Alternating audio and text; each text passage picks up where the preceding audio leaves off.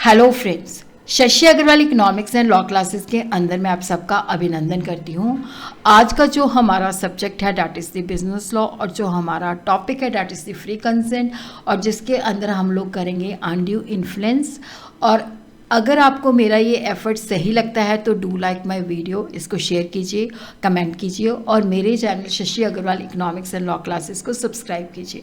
So this is my app, जिसको आप Google Play Store से डाउनलोड कर सकते हो। ये जो ऐप है commerce, economics and management students को काफ़ी सारा फ्री स्टडी मटेरियल और काफ़ी सारे मॉक टेस्ट जो है प्रोवाइड करती है, और उसी तरह काफ़ी सारे स्ट्रक्चर कोर्सेज भी हैं।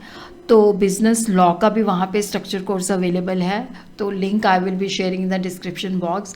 तो आज का जो हमारा टॉपिक है that is the undue influence. देखो, अनड्यू इन्फ्लुएंस को सेक्शन 16 डील करता है। जैसे कोहेर्शन के अंदर तो हम किसको धमकी देते हैं, जहाँ फिजिकली बल जो है लगाते हैं ताकि वो हमारे साथ एग्रीमेंट करे। तो यहाँ पे ये मॉरल कोहेर्शन है, जिसके अंदर स्ट्रॉन्ग माइंड जो है वीक माइंड को इस तरह से डोमिनेट करता है ताकि वो उसके साथ कॉन्ट्रैक्ट कर ले, जो कि स्ट्रॉन्ग माइंड को फेवर करता हो। देखो, यहाँ पे जो पार्टीज़ होती हैं उनके बीच में इस तरह का रिलेशन होता है कि जिसके बेसिस पे हम कह सकते हैं एक पार्टी दूसरी पार्टी को डोमिनेट करती है। जैसे मास्टर एंड सर्वेंट का, पुलिस ऑफिसर एंड एक्यूज्ड का, फादर एंड सन का हो गया। तो इस तरह के रिलेशन होते हैं जिसकी वजह से वो उसको डोमिनेट करते हैं।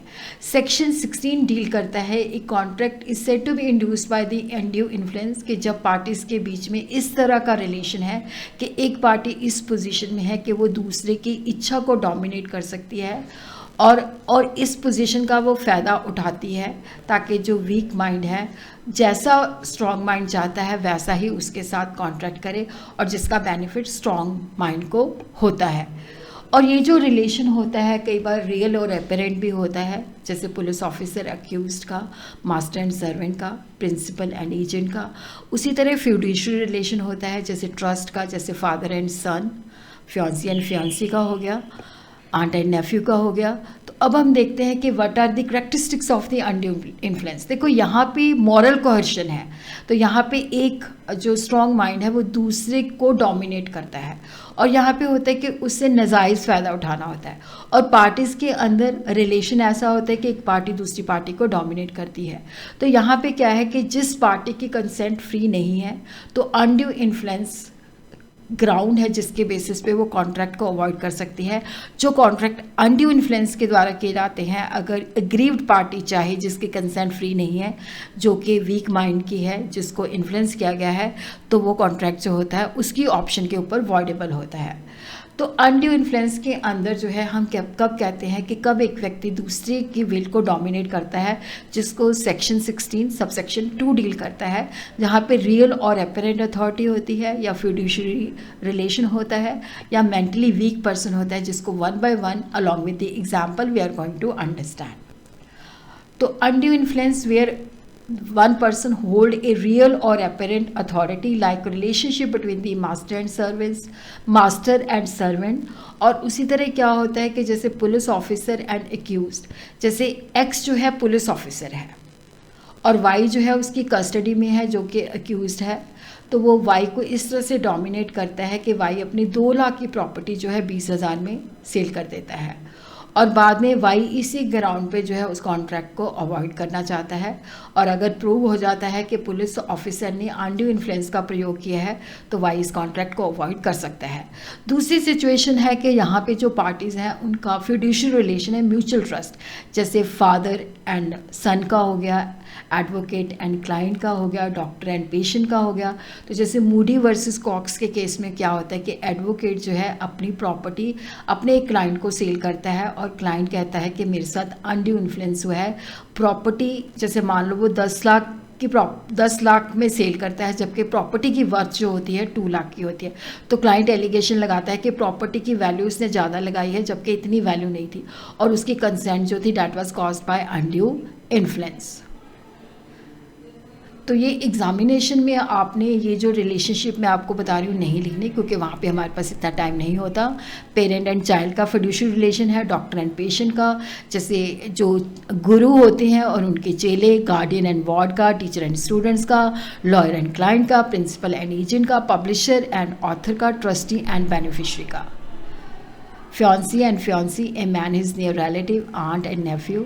तो इनसे जो हस्बैंड एंड वाइफ है यहाँ पे अनड्यू इन्फ्लुएंस नहीं होता। लैंडलॉर्ड एंड टेनेंट के केस में भी नहीं होता, क्रेडिटर एंड डेटर के केस में भी नहीं होता, मनी लेंडर एंड बोरर के केस में भी नहीं होता। तो थर्ड जो है, where he makes with a contract with a person जिसकी मेंटल कैपेसिटी जो है, चाहे वो टेम्प्रेरी चाहे वो परमानेंट, एज ज़्यादा हो गई है या बीमारी की वजह से या मेंटल और बॉडीली डिस्ट्रेस की वजह से क्या है कि उसकी मेंटल कैपेसिटी वीक हो चुकी है। जैसे रानी अन्नपूर्णी एंड स्वामीनाथन के केस में होता है कि एक पुअर हिंदू विधवा होती है जिसको पैसे की सख्त ज़रूरत होती है। वो मनी लेंडर के पास जाती है तो मनी लेंडर कहता है मैं तुझे पैसे तो दे दूँगा बट मैं तुझे 100% रेट ऑफ इंटरेस्ट जो है लगाऊंगा। तो यहाँ पे भी क्या था कि पर्सन जो था मेंटल स्ट्रेस में था, उसको पैसे की ज़रूरत थी और इस बात का फ़ायदा उठाया गया। तो कोर्ट ने वहाँ पे क्या है कि उस कॉन्ट्रैक्ट को मॉडिफाई कर दिया, उसका रेट ऑफ इंटरेस्ट जो था वहाँ पे रिड्यूस कर दिया। तो इफ़ेक्ट क्या है अनड्यू इन्फ्लुएंस के? वॉइडेबल है जिस पार्टी की कंसेंट जो है that is caused by undue influence. तो यहाँ पे क्या है कि इस कॉन्ट्रैक्ट को सेट असाइड पूरा का पूरा जो है रिसाइन किया जा सकता है, कैंसिल किया जा सकता है, वॉइड डिक्लेयर किया जा सकता है, या कोर्ट को अगर लगता है कि वीकर पार्टी ने कोई बेनिफिट लिया है तो जस्ट एंड इक्विटेबल ग्राउंड के बेसिस पे वो कह सकती है कि बेनिफिट जो है वापस किया जाए, या कोर्ट जो है उसके अंदर टर्म्स को भी मॉडिफाई कर सकती है और एप्लीकेबल करवा सकती है। जैसे एक्स ने एक मनी एडवांस की वाई को 100 रुपीज़ किया और उसने वाई को इंड्यूस किया कि वो बॉन्ड जो है 100 के बजाय 200 का करे और इंटरेस्ट उससे लिया 6% पर मंथ जो कि अनरीज़नेबल था। तो वहाँ पे कोर्ट ने जो है सेट असाइड द बॉन्ड जो 200 का था उसकी जगह पे कहा कि 100 रुपीज़ आपने पे करना है और इंटरेस्ट वहाँ पे जो सेम फिट उसके बेसिस पे जो है पैसे पे करवाए। तो बर्डन ऑफ प्रूफ जो है कि यहाँ पे अनड्यू इन्फ्लुएंस था या नहीं था। जो पार्टी इस पोजीशन में है कि दूसरे की विल को वो डोमिनेट कर सकती है, जैसे एक पिता को प्रूव करना पड़ेगा कि उसने अपने बेटे पे अनड्यू इन्फ्लुएंस नहीं लगाया। और जैसी अनकॉन्शनेबल ट्रांजैक्शन होती है जहाँ पे अनरीजनेबल होती है, जो कि अनफेयर होती है दूसरी पार्टी के साथ, या अगर हम कोई कॉन्ट्रैक्ट करते हैं पर्दानिशी वुमेन के साथ तो वहाँ पे अनड्यू इन्फ्लुएंस जो है प्रज्यूम किया जाता है कि इनके अंदर ऑलरेडी मतलब अनड्यू इन्फ्लुएंस लगाया गया है। Husband and wife, credit and debtor, landlord and debtor के केस में नहीं है, यहाँ पे प्रूव करना पड़ता है। तो वीकर पार्टी की भी ड्यूटी बनती है कि वो प्रूव करे कि उसकी कंसेंट जो है अनड्यू इन्फ्लुएंस से ली गई है। अनड्यू इन्फ्लुएंस कहाँ पे सस्पेक्टेड होता है? जहाँ पे इनएडिक्वेसी ऑफ कंसिडरेशन है कि आपने 10 लाख की चीज़ दूसरी पार्टी ने आपसे 2 लाख में खरीद ली, या पार्टीज़ के अंदर age, intelligence and social status के बेसिस पे काफ़ी गैप होता है। जब पार्टीज़ के अंदर फिड्यूशियरी रिलेशन होता है या पर्दानिशी वुमेन्स हैं, और उसी तरह अनकॉन्शनेबल बार्गेन है जिसकी टर्म्स एंड कंडीशन अनरीजनेबल है। और यहाँ पे एक पार्टी दूसरी पार्टी को इस तरह से डोमिनेट करती है और ये ट्रांजैक्शन क्लियर कट हमें लगता है कि अनरीजनेबल है, अनफेयर है। तो यहाँ पे हम अज्यूम करते हैं कि जो कंसेंट है that have been caused by undue influence. जैसे कृपाराम एंड सामिउद्दीन अब खाना के केस में हुआ। एक बच्चा था जिसकी आयु जो थी, एज जो थी 18 ईयर्स की थी, वो बहुत ज़्यादा पैसे खर्च करता था और शराब भी पीता था। उसने 900 रुपीज़ बोरो किए बॉन्ड के ऊपर, और वहाँ पे जो मनी लेंडर था उसने इंटरेस्ट रेट लगाया 2% पर मंथ। तो यहाँ पे कोर्ट ने कहा कि रेट ऑफ इंटरेस्ट जो चार्ज किया गया है डैट इज़ अनरीजनेबल है। पर्दानिशी लेडीज़ वो होती हैं जो कि आइसोलेशन में रहती हैं और कम्युनिकेट करती हैं लोगों के साथ पर्दे के अंदर, बुर्का मतलब पहन के, पर्दा करके कम्युनिकेशन करती हैं, और उनका आउटसाइड वर्ल्ड के साथ कोई कम्युनिकेशन नहीं होता क्योंकि उनको दुनियावी नॉलेज नहीं होती। इस वजह से उनको प्रोटेक्ट किया जाता है।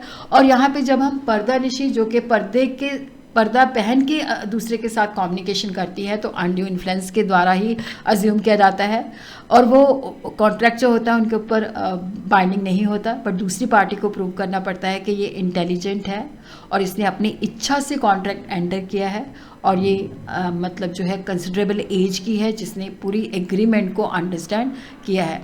तो नेक्स्ट वीडियो के अंदर we are going to understand the fraud. तो आप लोगों ने अगर सब्सक्राइब नहीं किया हुआ Shashi Agrawal economics and law classes तो डू सब्सक्राइब।